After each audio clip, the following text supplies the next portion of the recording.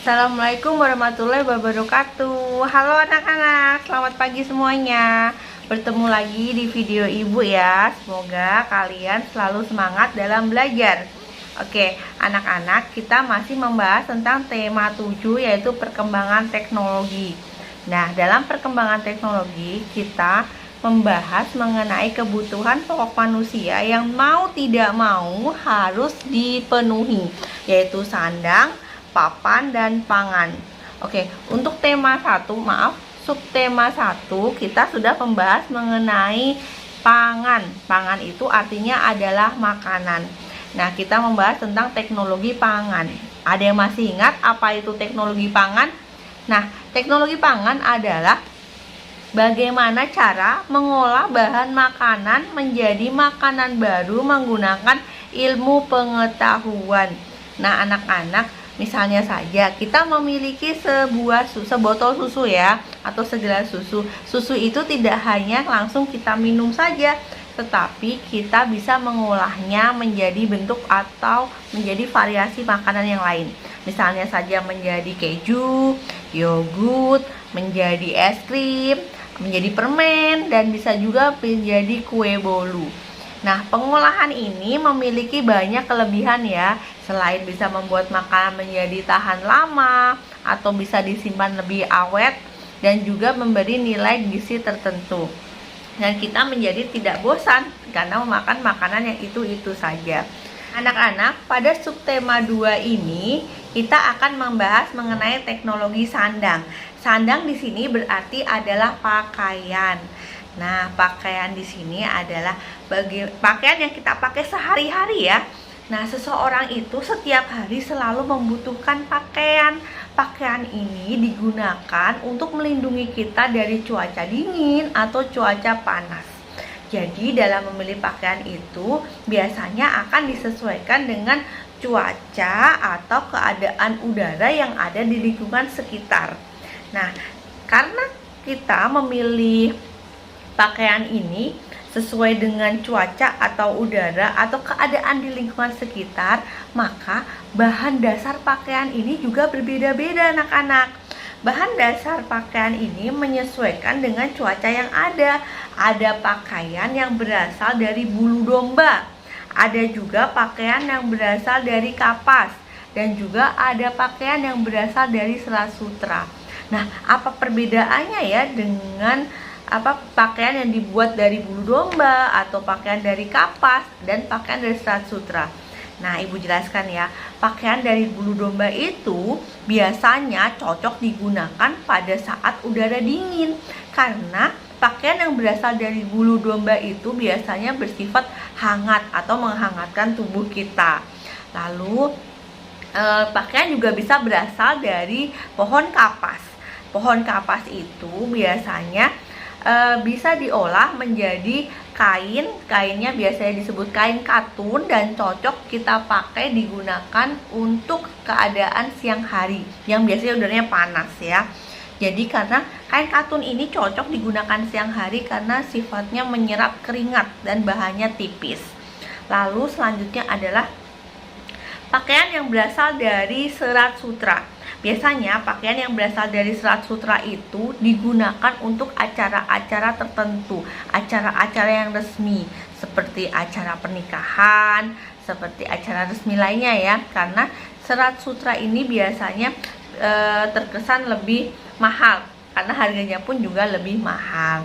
Oke, kita akan bahas mengenai bagaimana sih pakaian ini bisa kita pakai sekarang ini. Bagaimana, apakah pakaian ini prosesnya itu bagaimana ya? Nah, ibu akan jelaskan di sini ya. Oke, pakaian itu anak-anak berasal dari pohon kapas. Nah, pohon kapas itu kemudian dipintal menjadi benang atau dirubah menjadi benang. Namanya adalah pemintalan ya. Prosesnya namanya pemintalan. Nah, kapas ini atau pohon kapas ini dipintal menjadi benang itu oleh seorang pemintal. Kemudian benang-benang yang telah dibuat dari pohon kapas ini kemudian ditenun menjadi kain.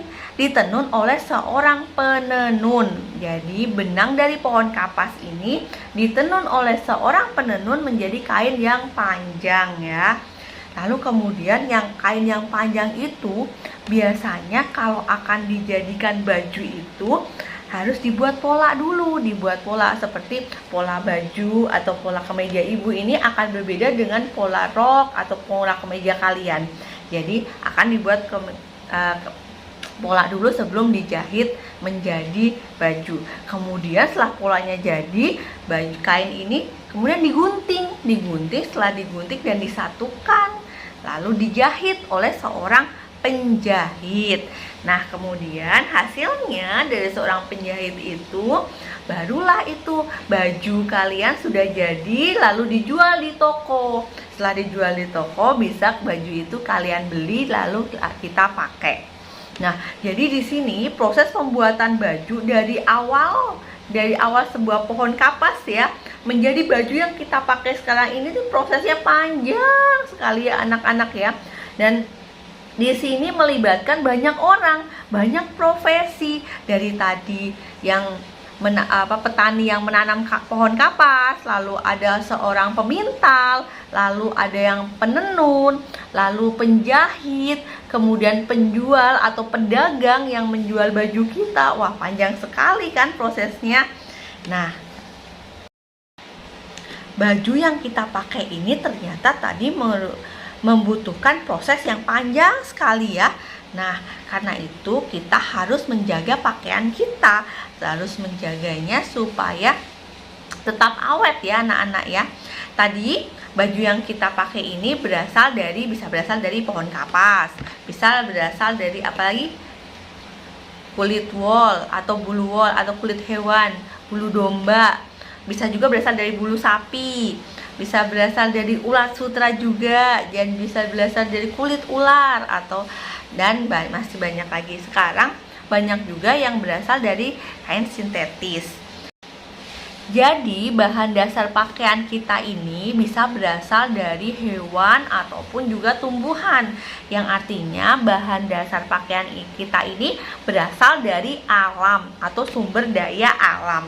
Nah, untuk itu anak-anak, kita harus menjaga pakaian kita agar pakaian kita ini tetap awet, pakaian ini tetap bisa bertahan lama.